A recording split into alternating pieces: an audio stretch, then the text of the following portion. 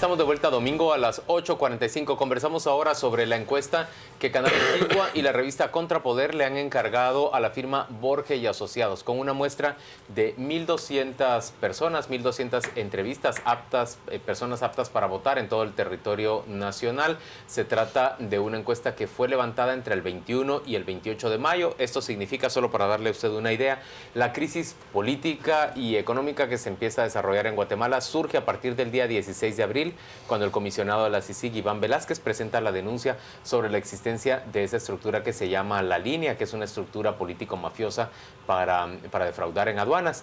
Pues bien, la encuesta se produce o se levanta poco más o menos un mes después de que se da a conocer la existencia de esa red, y usted ya sabe cómo se ha producido, cómo se ha desarrollado a partir de entonces, pues esa crisis para el sistema político, por un lado, y esas grandes críticas hacia el actual gobierno de la República, pero también hacia otros partidos, como por ejemplo el Partido Líder y su candidato Manuel Valdizón.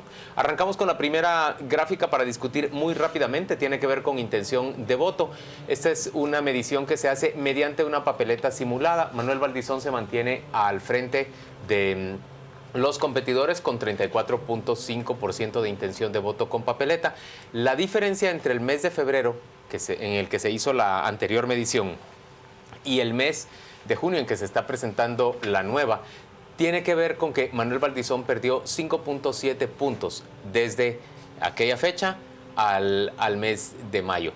Ese es el bajón que tuvo Manuel Valdizón. Sandra Torres se mantiene estancada en un 12.9. Alejandro Sinibaldi, que antes tenía el segundo lugar, ha caído prácticamente a un 6.6, y ahora se sabe que eso ya pierde relevancia porque él no va a participar en las elecciones. Y el hecho que más llama la atención es que Jimmy Morales, el candidato del FCN, recién entrevistado 8 días atrás en Destino 2016, se yergue ahora como el tercer aspirante con una intención de voto de 10.4%. Nulos y no sabe, no responde, 9.3%. Solo déjenme darles un dato más. El encuestador Víctor Borge, entrevistado aquí por Quique Godoy y por mí, nos dice claramente que esta es una situación muy líquida o muy dinámica la que se está viendo en Guatemala, y que esta medición, que es una fotografía de la cuarta semana del mes de mayo, bien puede variar para la siguiente medición que se va a producir hacia finales de junio. ¿Qué piensan ustedes? Totalmente de acuerdo. Es decir, estamos hablando únicamente de un momento, por eso se dice es una fotografía del momento. Claro que tiene, digamos, es la más reciente que ha habido y que ya toca justamente la crisis por la cual estamos atravesando, lo cual la hace por demás interesante. A mí lo que miraba de las gráficas y lo que más me llama la atención, bueno, pero que hay que considerar también que en este momento todavía todos no habían nominado a su binomio presidencial, lo cual ya podría variar. Aunque apareció en la boleta, lo incluimos en la boleta. Apareció con 1.7, creo yo, a favor de Alejos, pero Alejos no se compara, digamos, con el liderazgo de Portillo. Y Lizardo Sosa apareció con muy poquito. Sosa. Podría ser entonces que esto pues genere algún cambio en la próxima encuesta. Y lo otro es que Sinibaldi hasta ese momento tampoco se sabía que no iba a participar. Con lo cual esto sí podría introducir algunas variaciones en la próxima que se haga. Pero fíjense que lo que me llama a mí la atención es que más allá de la intención de voto, lo que resalta en la encuesta es el antivoto. Es decir, la gente no está tanto convencida de decir voy a votar por este, sino más bien tiene claro por quién no votar. Y eso es sumamente lamentable en un sistema democrático porque nos habla precisamente de la crisis de representatividad por la cual estamos atravesando. Pidámosle a producción que nos muestre las gráficas del antivoto a la pregunta de ¿por quién no votaría usted nunca? ¿Por qué candidato nunca votaría? Aparece que Sandra Torres sigue a la cabeza de ese antivoto con un 32%, pero Manuel Valdizón se ha corrido a ocupar la segunda posición y ha saltado de 10 puntos en el mes de febrero a 28 puntos prácticamente en el mes de mayo. Sinibaldi y los otros, si les puede llamar algo la atención, es que Mario David García del Partido Patriota tiene prácticamente 3 veces más antivoto que intención de voto a su favor. ¿Qué piensan Paola y Pedro? Bueno, la caída de Valdizón es en pequeño número, pero es remarcable de las otras. El antivoto que ha dicho Carmen, a mí me parece un crecimiento alto. La campaña del no te toca pareciera que ha podido incidir. Parece que le ha tocado. O el rechazo, yo lo voy a decir como lo siento, yo sé que esto al señor Valdizón y a su grupo le molesta, pero yo no conozco ningún país del mundo, ustedes me refrescan la memoria, que en ningún momento, ningún país que en ningún momento haya tenido un candidato político que se suba al estrado a 35 grados centígrados y 90% humedad con un chaleco antibala y tenga 10 personas con fusil de asalto que le protege. Eso genera mucho rechazo. Es decir, ¿qué imagen transmite un candidato en esas características hablando de yo voy a? ¿En qué país? ¿Me entiende? Entonces, el señor Valdizón yo creo que tiene una campaña en la que incrementa el antivoto él mismo por una falta de estrategia clara o por otros condicionantes que podemos analizar en otro momento. A mí de esta encuesta me sorprende, y espero que se interprete bien, el crecimiento del señor Morales. Me sorprende. ¿Por qué digo que me sorprende? Porque vemos una Sandra Torres que no despega de un 13% después de 8 años. Que está estancada. Y un señor que ha salido hace 3 días y medio, sin estructura, porque ha salido 3 días y medio, o sea, hace poquito tiempo. Y sin campaña masiva. Sin campaña y sin estructura partidaria. Eso es importante, ¿eh? Cero estructura partidaria. De pronto tenga esto. O esto es un milagro de la tecnología electoral, que hay que analizar, o esto tiene otra lectura. O está mal, no lo sé, o está bien. Pero la simpatía es eminentemente urbana, que era lo que se mencionaba. Pero por muy en el urbana análisis. que sea. Y eso es lo tercero que quiero ver. Aquí hay un voto urbano que no está asignado a nadie. Porque el señor Valdizón y la señora Torres son votos sustancialmente rural. Y el voto urbano se ha dispendiado un poquito ahí. Quiero terminar con esto, podría darse, fíjense, in extremis, que tengamos un presidente urbano sin estructura partidaria y un Congreso sin diputados del presidente. No sé.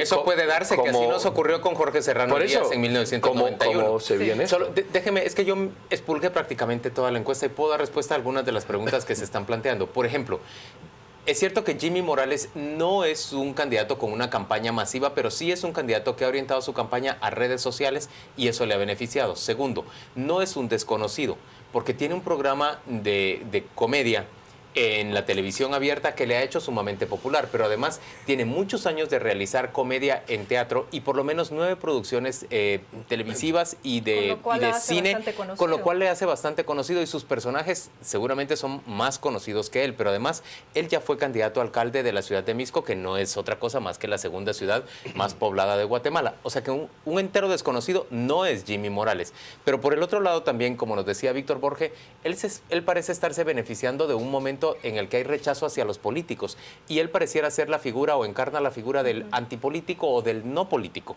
y eso le beneficia concretamente. Por el otro lado, cuando uno estudia en términos sociodemográficos y regionales el apoyo para el señor Jimmy Morales se concentra sobre todo en área urbana y área suburbana, es decir, en la región central. Se encuentra colocado entre personas que tienen un ingreso superior a 3,000 quetzales y más o menos hasta 11,500 quetzales. Y oigan esto que les va a sorprender. Hay más apoyo para él en la medida en que las personas tienen más educación formal. Por el otro lado, respecto a lo que decías de Manuel Valdizón, a mí me sigue sorprendiendo que en área metropolitana, en la región central, el señor Valdizón sigue contando con aproximadamente un 28% de apoyo en comparación. Eso es bajo para él en comparación con lo que tiene en otras regiones del país. Yo creo que la misma razón por la que Valdizón bajó esos puntos es por la que Jimmy Morales despuntó al tercer lugar. Y es que al promediarlo, la gente que está inclinándose hacia el señor Morales es la misma gente que está rechazando el sistema, la corrupción, la campaña impositiva del señor Valdizón y el no te toca y basta ya y renuncia ya. Lo que a mí me preocupa es que la gente se está volcando hacia el otro polo, alguien que en apariencia no tiene la malicia política ni la estructura partidaria con la que compra los votos y lleva financistas de dudosa procedencia. Pero cuando escucho al señor Jimmy Morales en la entrevista que le hicieron ustedes en Destino 2016, no es un candidato que me convence, no es un candidato que tenga dominio del problema del país, no es un candidato que persuada en que puede retomar todas esas reformas que la población está pidiendo. Más bien es el candidato que aprovechó automáticamente esa coyuntura, esa crisis, pero no me parece que sea el mejor representante. El electorado está viendo en los de siempre, que vieron ustedes todos los de 1%, está Juan Gutiérrez, está Alejos que no va, todos los del 1% prácticamente están fuera. Y los que están creciendo un poco, como Suri y Roberto González, no llegan a superar los 2 dígitos en intención de voto. Y ahora vamos a ver que, como el señor Morales se posiciona y Sandra está estancada, quizás líder se vuelque un poco de dejar de atacar a UNE y empiece a atacar a Jimmy Morales, que pareciera ser su competidor. De todos modos, el segundo lugar no está claro. La gente está todavía muy indecisa de cuál es su opción para votar. Eso mismo es lo que dice Víctor Borges. Esta es la primera encuesta después del caso de la SAT, después de las protestas, miren, después de la salida de Sinibaldi. Opiniones concluyentes es en esos temas de los que está hablando Paola en este momento. Vamos a presentarles la gráfica respecto de cuántas personas creen que el presidente o qué porcentaje de los entrevistados creen que el presidente debería renunciar ante la crisis en la que se encuentra su gobierno. 47%, 47.8% dice que debe renunciar, 51.7% dice que debe mantenerse hasta el final de su periodo. Eso respecto a Otto Pérez Molina.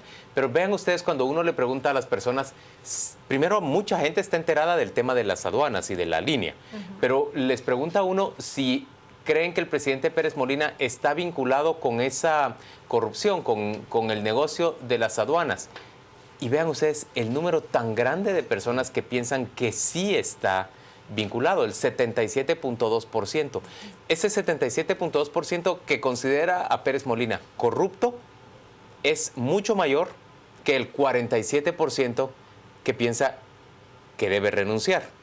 Hay un 30% restante que dice, bueno, corrupto y todo, pero mejor que siga porque garantiza una mínima estabilidad de aquí hacia el final de su periodo. Esa pareciera ser la lectura. Ustedes me darán otra si encuentran una lectura distinta. Yo creo que es una expresión justamente de lo conservadores que somos como guatemaltecos. Es decir, sabemos y la gente está convencida de que él está ligado, pero prefiere tener mayor certeza. Es decir, más vale lo viejo. Conocido. Exactamente. Entonces yo creo que por ahí podemos explicar esta cuestión. Y solamente quisiera retomar un punto de lo que mencionaba Paola de Jimmy Morales y que tú también mencionabas. Era importante el elemento de que es una persona conocida, pero también hay que valorar que en este tipo de procesos electorales se conjuntan 2 cosas. Una es el momento político que se está atravesando y lo que hace que en este caso la ciudadanía demande determinado tipo de liderazgo. Y por el otro, las características que tenga esa persona para poder capitalizar y también convencer al electorado de que él es una buena opción. En este caso, el señor Morales pues tiene esto, es decir, hay una demanda ciudadana por caras nuevas, que ojo, yo creo que caras nuevas no debe ser interpretado como sinónimo de inexperiencia, porque yo creo que puede haber caras nuevas en política, pero cierto equilibrio con la experiencia, no podemos negarlo. Y por el otro lado, como mencionaba, es una persona conocida y creo que él está capitalizando esto. Podría capitalizarlo. Es decir, ahora él tiene el reto justamente de, a través de su estrategia de campaña y su estrategia discursiva, seguirse manteniendo en esa posición o más bien subirla de manera de que no le afecte ahora la nominación de Lizardo Sosa y la salida de Alejandro Sinibaldi. Tú decías lo del presidente. Yo creo que si os dais cuenta, el presidente siempre ha sido el que más considerado ha estado y el desgaste se le ha dado a la vicepresidenta o al gobierno. Él estaba por encima. Eso puede ser parte de la explicación de por qué se le sigue teniendo consideración, un 51% a pesar de... Luego la pregunta también habla si está involucrado. Yo creo que aquí ha quedado claro que el secretario de la vicepresidenta era... Bueno, prácticamente era el cabecilla de eso, ¿no? De alguna manera. Y evidentemente eso lo aproxima tanto a Rosana Baldetti, que Rosana Baldetti no se escapa de ese involucramiento directo. Ahora, yo creo que hay mucha gente que puede pensar que el presidente no está directamente involucrado. Está involucrado por pasividad, está involucrado por consentimiento, puede estar involucrado 100% metido en la estructura. Y si combina las 2 variables, a lo mejor eso explica, buscando una explicación más allá de la que tú has dado, esa condescendencia con el presidente. Pero antes lo hace inconscientemente la ciudadanía por higiene mental. Pero antes de irnos a pausa, engañarse. Veamos 2 gráficas sobre Roxana Baldetti rápidamente. La primera se refiere a su renuncia. ¿Cuán de acuerdo están las personas con la salida de su renuncia? Muy de acuerdo, 63.7%, perdón. de acuerdo 28.3%, lo cual nos lleva prácticamente a un 92% de personas que están de acuerdo con la salida de Roxana Baldetti. Veamos una pregunta más. Cuando se dice, ¿usted cree que el caso está resuelto con que ella haya renunciado o usted cree que ella debe ser llevada a tribunales? Vean eso, por favor. El color azul prácticamente no termina nunca. 94.3%. Esto es más de 9 de cada 10 personas creen que Roxana Baldetti debe enfrentar tribunales. Apenas es un número muy pequeño, el 4.8%, el que piensa que el caso está resuelto simplemente con que ella haya salido de la casa otra de las razones presidencial. de los padecimientos y la úlcera de la señora Baldetti, de los que tuvimos noticias el viernes último. Vamos a la pausa comercial. Volvemos dentro de muy poco. De vuelta en domingo a las 8:45 y le mostramos una gráfica más de la encuesta que Canal Antigua y Contrapoder le ha encargado a la firma Borge y Asociados. Se le pregunta a los guatemaltecos, ¿está de acuerdo o en desacuerdo con las protestas que se realizan en estos días en Guatemala? Y por supuesto se refieren a las protestas no del viernes último, esas que bloquearon las 4 entradas a la ciudad de Guatemala y numerosos puntos de carretera en el territorio nacional, sino a las protestas que se han dado cada fin de semana, cada día sábado en la Plaza de la Constitución. Un impresionante 86.6% está de acuerdo con esas protestas. Un 13.2% está en desacuerdo. ¿Qué les dice a ustedes esta gráfica? Yo más bien diría, esto sería un mensaje muy directo a nuestros gobernantes, porque tanto el Ejecutivo como el Legislativo han sido muy imprudentes, muy poco empáticos con las demandas de la población. Hasta displicentes. Hasta displicentes, exactamente. Esto de la presentación de las mesas que hubo la semana pasada y el hecho simbólico de que no se le haya dado la palabra a un ciudadano que le había pedido para poder expresarse, a veces parece que nuestros funcionarios no entienden que los que tenemos el poder somos nosotros y que ellos tienen que responder a nuestras demandas y que tienen que tener una actitud de escucha activa y empática, porque al final somos nosotros los que pagamos su salario. Pero tampoco lo entendemos nosotros.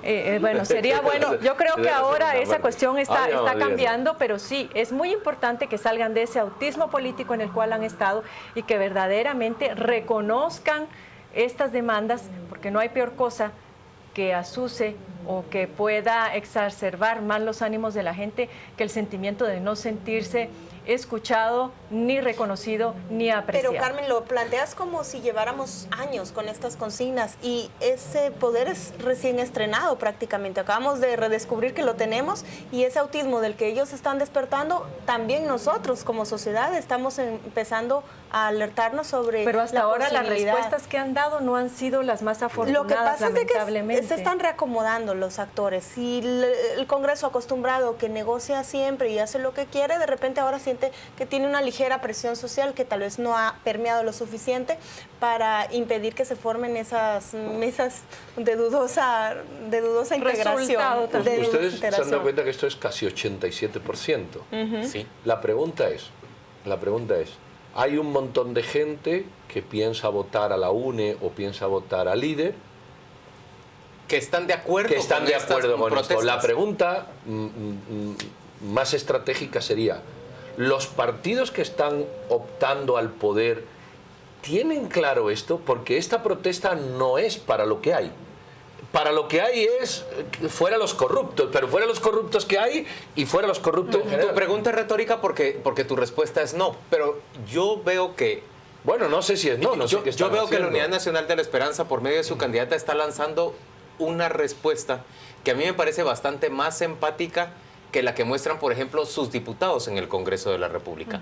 Si fuera real lo que ella está diciendo mediante esa campaña publicitaria, que ya vamos a revisar en unos instantes, en lo que ella dice, hay que hacer este tipo de reformas, y las menciona y aparecen con texto, además de que ella las pronuncia, me parece que sus diputados tendrían que estar a cargo de que eso se produzca en el Congreso, y eso no lo vemos, no vemos esa coherencia entre una cosa y otra. Pero ella aparentemente sí está tratando de ser empática y diligente.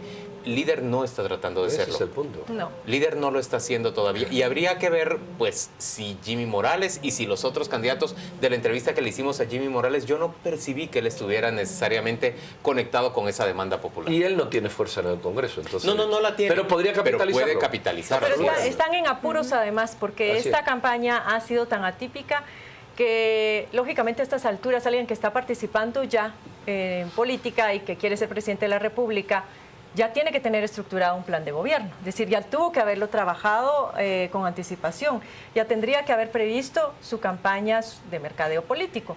Sin embargo, este contexto, esta coyuntura, les obliga prácticamente a modificar o a adaptar con cierta flexibilidad tanto los planes como sus estrategias de campaña. Discutamos Eso de no ese es tema. tan fácil. Discutamos de ese tema porque nos habíamos propuesto hablar el día de hoy en este segmento sobre las estrategias de comunicación de los partidos. Empecemos hablando del partido líder, que ha mostrado en las últimas 3 o 4 semanas una gran variabilidad en los mensajes que transmite. ¿Recuerdan ustedes el primer mensaje del "le toca", que rápidamente se le revirtió y el Tribunal Supremo Electoral le ofreció una especie de salvavidas cuando le condenó, cuando le obligó a retirar esa campaña? Miren, ese es otro de los mensajes que él ha lanzado en los últimos tiempos. Ni el Partido Patriota ni el Partido UNE, eso es lo que ellos están diciendo, han servido para mayor cosa. No lo repitas, aléjese de mis competidores. Luego viene esa campaña de la que yo les hablaba. ¿Por usar el símbolo patrio le quitan?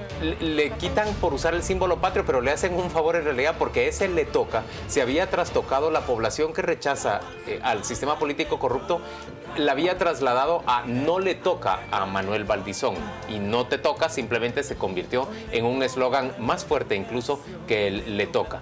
Esta la han retirado y ha surgido una tercera campaña en el corto plazo que se refiere a este señor que ha recorrido el territorio nacional, dice ya 30 veces, ha tocado cada uno de los puntos y ha pasado durante 10 años viajando por todo el territorio de Guatemala. Ha aparecido un meme de un camionero que le contesta: entonces voten por mí si yo llevo 20 años de estarlo recorriendo.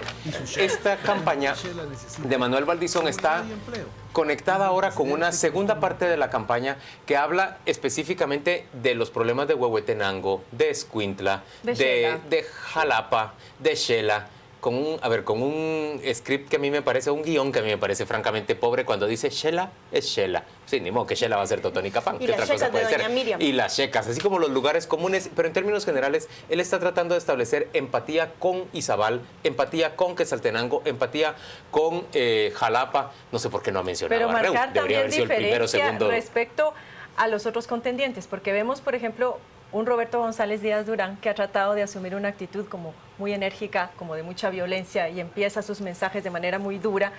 Y a veces también Sandra Torres utiliza un poco, vamos a verlo también proyectado, nos están informando. Entonces, lo que él trata es contra esta campaña en donde se muestra ese descontento, donde él se muestra agresivo, en donde se rebalsa el vaso, en donde se ven quiere provocar asqueo, ¿no? Vasos con gusaneras. Sabandijas. Sí, sabandijas y de todo, y un mensaje un poco más confrontativo hacia el sistema. Lo que estamos viendo por parte de Manuel Valdizón es completamente lo contrario. Asume inclusive un tono de voz completamente distinto al de Roberto Alejos.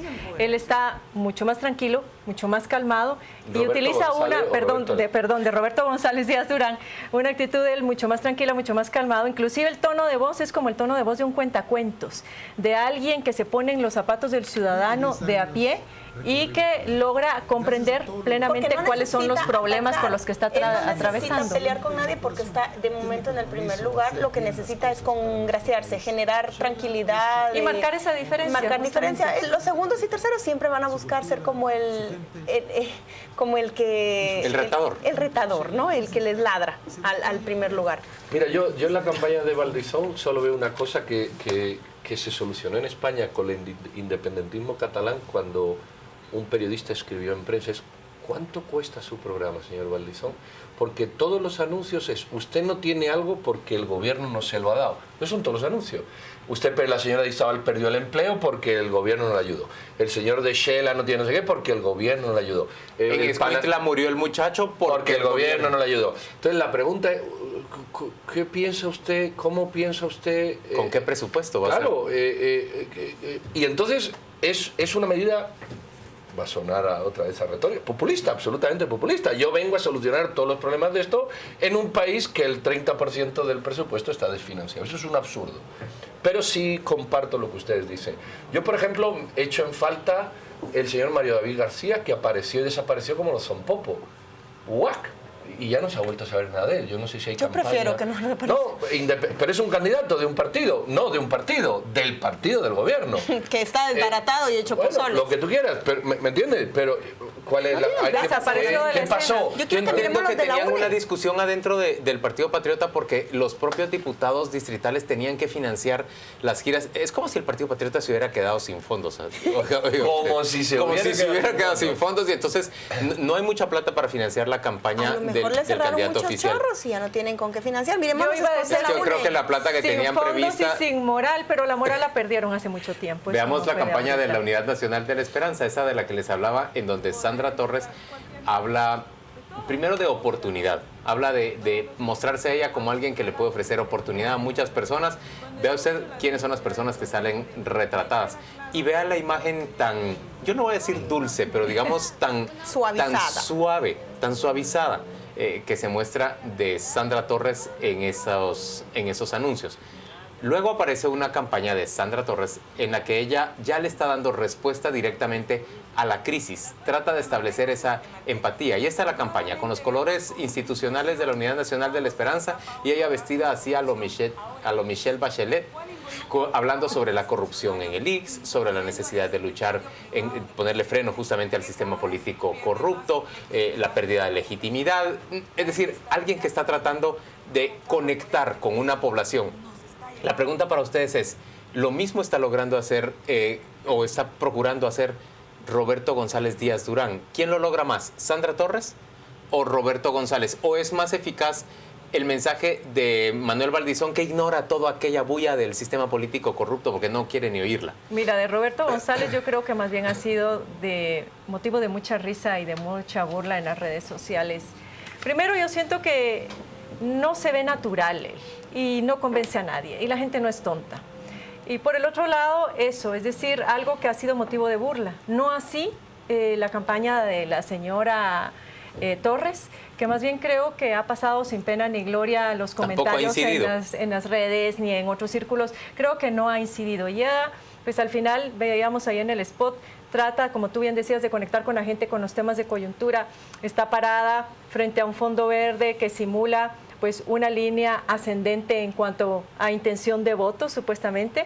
Y ella está vestida de azul y de blanco, es decir, los colores de nuestra bandera, pero que también trata de transmitir con su saco blanco cierta pureza y con el color azul mostrarse afable y abierta a la comunicación. Pero en todo caso... Eso lo decía la canción, vestido de azul con su camisito y su canesú.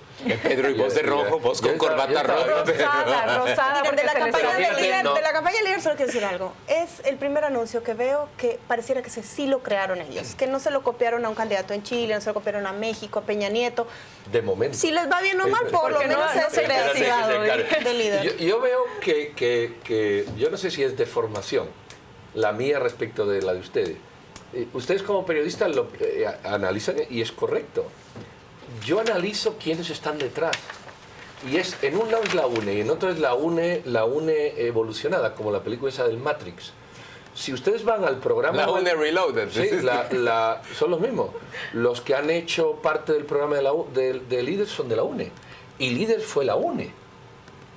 Entonces, lo que nosotros vemos es un paquete que ya gobernó, no se nos olvide, que ya gobernó, que forma parte de este fiasco de corrupción, que ahora nos quieren vender con esa pureza que tú has dicho, o el señor Valdizón, que fue de Líder, y parte de sus estrategas fueron diputados y activistas de Líder.